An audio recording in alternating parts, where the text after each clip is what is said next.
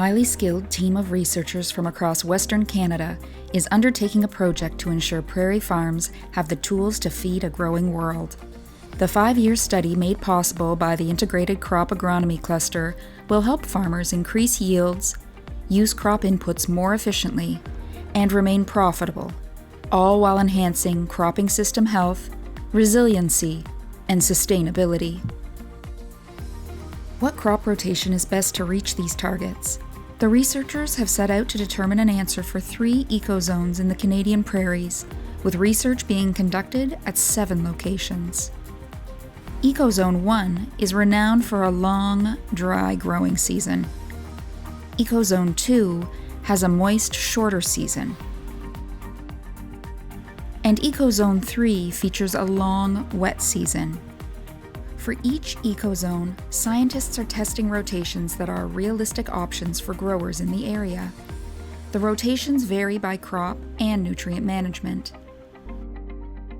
Catherine Stanley, Research Associate in the Department of Plant Science at the University of Manitoba, gives an overview of the study at the Carman site. In this experiment, we have 7 different crop rotations that all are different based on the crops which are contained in the rotations, but also how the nutrients are managed. So the systems vary from a range of business as usual, just looking at soil test reports for fertilizer requirements, all the way to systems that are diversified with green manures and cover crops to provide diverse nitrogen supplies. Let's take a look at the Lacombe site, which is representative of moist, short-season growing conditions. 6 rotations are being tested here. These include a conventional rotation of wheat, pea, wheat, canola as the check.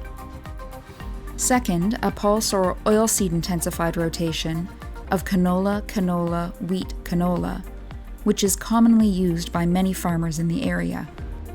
A multiple commodity diversified rotation in which crops differ each year is the third treatment. In Lacombe, it's a pea, winter wheat, faba bean, canola. One goal of this highly diverse rotation is to generate ecosystem services. Next is a market-driven profit maximization rotation. This freestyle treatment was canola in year 1, followed by malt barley in year 2. Future crop choices will depend on market prices.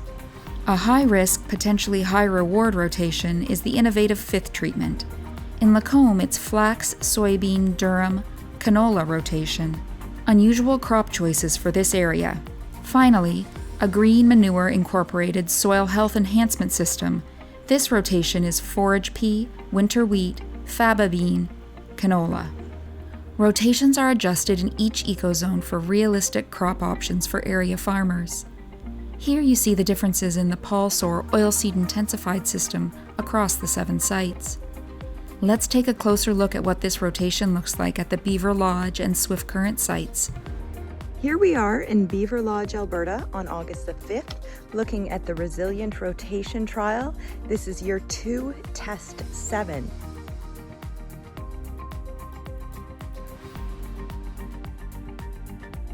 And the final treatment here is canola, and it is seeded into wheat stubble as part of the oilseed intensified system with best management practices, and you can see that here on August 5th this canola is coming out of flower. In Swift Current, this rotation is completely different.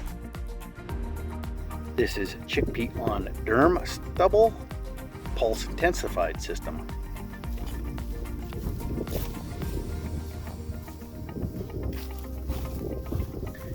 This is durum on chickpea stubble pulse intensified.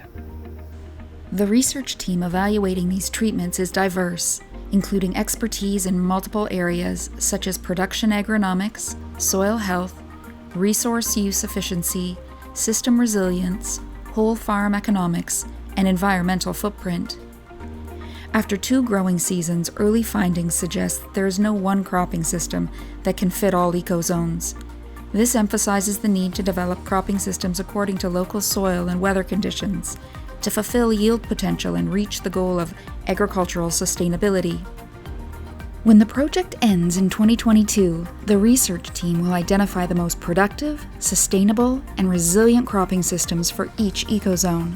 This will give Canadian prairie farmers valuable information to plan crop rotations for maximum productivity, profitability, and sustainability.